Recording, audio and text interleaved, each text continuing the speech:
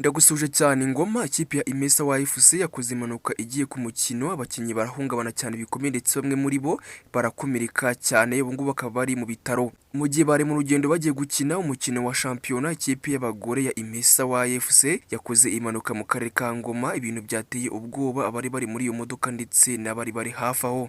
Impanuka yabaye kuri tariki 22 Mata 2026 ubwo ikipe yari igeze mu gace ka Kibungo hafi ya stade ya Ngoma. Amakuru avuga ko iyi modoka bari barimo yahagaraye ishaka guha inzira abanyamaguru, ariko ikamyo yari yikurikiye inyuma igahita iyigonga. Iyi kamyo yayigonze iturutse inyuma, bituma imodoka yari itwaye abakinnyi ihungabana bikomeye. Nubwo ubuyobozi bw'ikipe bwemeje ko nta muntu wahise ahasiga ubuzima, hari abantu benshi cyane ngo bakomeretse ndetse bamwe muri bo bakaba bajyanywe no kwa muganga. Abantu babiri bari muri iyi modoka nibo bagize imvune zikomeye cyane, mu gihe n'umucuruzi w'amayinite wari hafi aho ngaho nawe yakomerekejwe n'iyi mpanuka, nubwo byavuzwe ko ibikomere bye bitari bikomeye cyane. Nyuma y'impanuka y'abakinnyi bose bari muri modoka bahise bagira ihungabana rikomeye, nubwo benshi muri bo batari bafite ibikomere byo ku mubiri. Ibi rero byatumye bajyanwa ku bitaro bya kabiri by'igisho bya Kibungo kugira ngo yitabweho.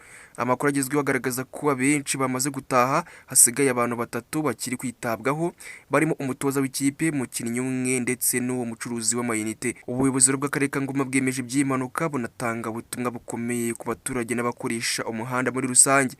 Umuyobozi w'akarere ka Ngoma wungirije ushinzwe iterambere ry'ubukungu Mapambano Nyirindani Siriyake yagaragaje ko imihanda yo muri aka karere ikoreshwa cyane n'ibinyabiziga byinshi, cyane cyane amakamyo atwara ibicuruzwa biva mu bihugu by'abaturanyi. Yasabye rero abashoferi n'abanyamaguru kwitwararika no kubahiriza amategeko y'umuhanda, agaragaza ko kwirinda ari ingenzi cyane cyane kuri bene iyi mihanda. Yakomeje avuga ko kano karere kari mu iterambere ryihuse cyane cyane mu bijyanye n'ibikorwa remezo nk'imihanda mishya irimo n'uwa Ngoma Ramiro. Gusa yagaragaje ko hari abaturage bataramenya kuyigendamo neza, bigatuma habaho ibyago by'impanuka, bityo asaba buri wese kuyigendamo yitonze. Iyi mpanuka kandi yongeye kwibutsa uburemere bw'ibibazo by'impanuka zo mu muhanda mu Rwanda, aho imibare ya polisi y'u Rwanda igaragaza ko mu mwaka 2024-2025 habaye impanuka zirenga 41,000 zahitanye abantu bagera ku 2,907. Iyi mibare kandi igaragaza ko imihanda nubwo ikomeje kwiyongera ndetse no kunozwa, imyitwarire y'abayikoresha igifite uruhare runini mu guteza cyangwa se gukumira impanuka.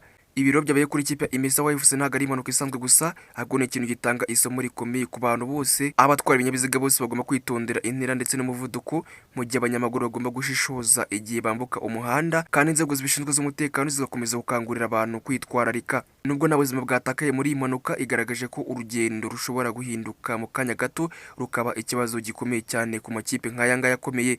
Ku bakinnyi ba Imesa wa FC ni inkuru y'ihungabana, ariko nanone ni amahirwe yo kongera kwitekerezaho ku mutekano mu ngendo. Ku bandi bose rero n'urwibutso rusaba ko umuhanda ugomba kwitonderwa buri gihe, kuko akanya gato ko kutitwararika gashobora gutwara byinshi, harimo n'ubuzima bw'abantu. Ngaye nguko rero kari agaciyemo, nyina cyari mwe Nyabari Obedi nakagaruka, nangi ni Obi Time News mu karere ka Ngoma.